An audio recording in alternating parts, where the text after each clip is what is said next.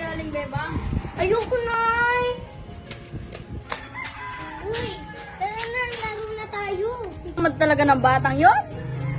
Naku talaga si nanay, utos ng utos. Walang akong ginagawa sa bahay, kundi matulog, hindi niya ako ayaan. Hoy, Bella, hindi tama yan. Bakit?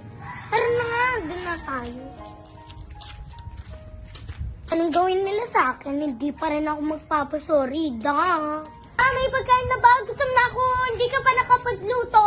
Hoy, hindi tama yan, Bella. Mag-sorry ka. Ayoko mag-sorry. Bahala na kayo kahit anong gawin nyo. Hindi ako mag-sorry. Bahala ka na nga dyan.